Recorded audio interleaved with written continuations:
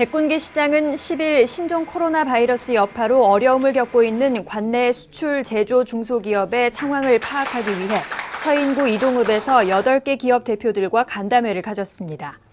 이들 기업들은 중국 현지 업체 관계자가 격리되는 등으로 연락이 끊기고 공장이 멈춰 부품 수급이 어려운 데다 수출 창구마저 막혔다고 털어놨습니다. 저희 회사 경우도 저희가 한 달에 1년에 100만 불 정도 수출을 내는데 95% 이상을 중국에 의존을 하고 있어요.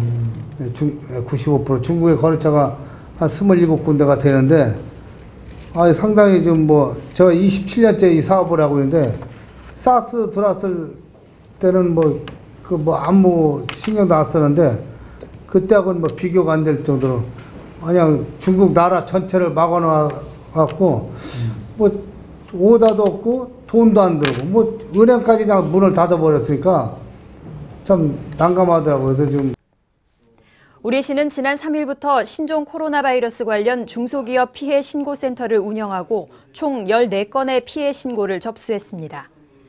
시는 이러한 기업들의 어려움을 덜어주기 위해 중소기업 운영자금으로 총 190억 원을 업체당 최대 3억 원까지 특례 보증하고 수출 거래 도중 발생하는 문제에 대비하는 수출보험 지원사업 예산을 확대해 5천만 원을 160여 개 업체에 지원합니다. 네, 신종 코로나 바이러스로 인해서 지역 경제가 정말 위축되고 타격이 많습니다. 오늘 기업인들과 많은 소통을 했는데요. 우리가 그동안 느끼지 못했던 애로사항들이 많이 나왔습니다. 그런 애로사항들을 타개하고 우리 기업인들과 공직자들이 솔선수범해서 지역 경제를 활성화시키고 우리 시민들이 활력을 되찾을 수 있도록 최선을 다할 것입니다. 또 이번 사태로 중국 시장 판로가 막힌 중소기업을 위해 6월 중 백군기 시장을 단장으로 하는 시장 개척단을 구성해 베트남으로 파견할 방침입니다. 한편 시는 침체한 골목상권으로 힘든 시기를 보내고 있는 소상공인에게도 최대 5천만 원을 5년까지 빌려주는 100억 원의 특례 보증을 실시합니다. 신종 코로나 바이러스를 이겨내자! 용인시가 12일 구내식당을 닫고 직원 외식의 날을 운영했습니다. 코로나19로 위축된 골목상권을 되살리는데 공직자들이 솔선수범하고 모두 함께 노력하자는 취지에서입니다. 12일 시청 15층에 위치한 구내식당. 평소엔 점심시간 내내 빈자리를 찾기 어려울 만큼 만원이지만 오늘은 텅 비었습니다. 용인시가 코로나19 여파로 침체된 주변 식당과 골목상권을 돕기 위해 직원 외식의 날을 정했기 때문입니다. 1,200여 시청 직원들이 밖으로 나가 점심을 먹는 동안 시청 구내식당에서는 방역 소독이 진행됐습니다. 경기 침체와 맞물려 최근 코로나19로 손님이 뚝 끊겨 어려움을 겪고 있던 중앙시장 순댓골목에는 점심을 먹으러 나온 시청 직원들로 모처럼 활기가 돕니다. 요즘 코로나 바이러스로 인해서 소상공인들이 많은 어려움을 지금 겪고 있잖아요. 그래서 이제 우리 소상공인들을 위해서 우리 용인시에서 외식의 날을 오늘로 정했습니다. 그래서 직원들과 함께 음식을 먹으러 왔습니다.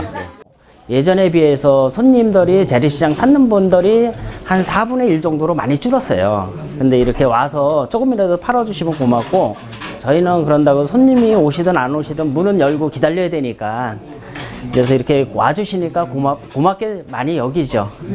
도움도 많이 되고. 한편 13일에는 백군기 시장이 용인 지역 7명의 도의원들과 중앙시장을 찾았습니다. 백 시장은 어려움을 겪고 있는 상인들을 위로하고 함께 간 도의원들과 지역경제 회복 방안을 논의하며 저녁 식사를 했습니다.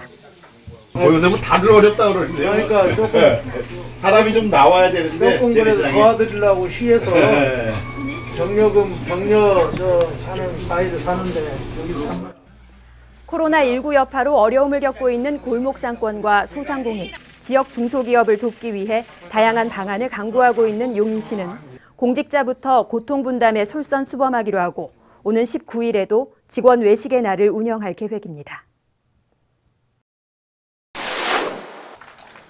백군기 시장이 10일부터 12일까지 처인, 수지, 기흥구를 돌며 이통장 협의 회장들과 지역 현안을 논의했습니다. 백군기 시장은 지역 사정에 밝고 주민들과 가장 가까이에 있는 이통장들이 시정 정보를 정확히 전달해 균형 잡힌 중간자 역할을 해달라고 당부했습니다. 소통 행정을 강화하기 위해 올해 처음으로 개최한 현안 회의에서 백군기 시장은 먼저 올 한 해 경제, 환경, 삶의 질 등 도시의 모든 부문의 수준을 업그레이드하기 위한 시정 운영 계획을 설명했고, 이통장 협의회 회장들은 환경, 도로, 주차, 편의시설 등 각 지역별 주요 현안에 대한 주민들의 건의사항을 전했습니다.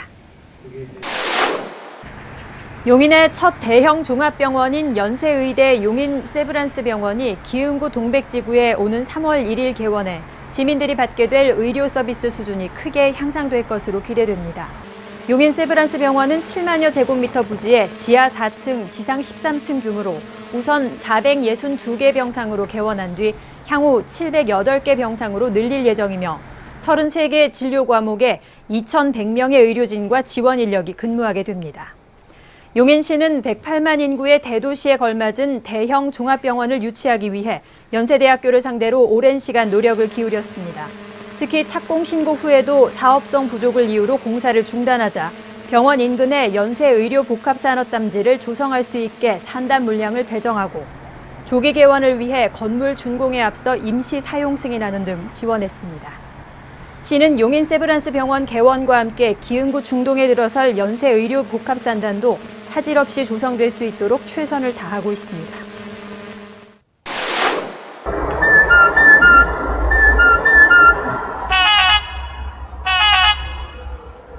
용인시가 교통약자 이동지원 특별교통수단 차량 72대 전체에 졸음운전 방지기를 장착했습니다.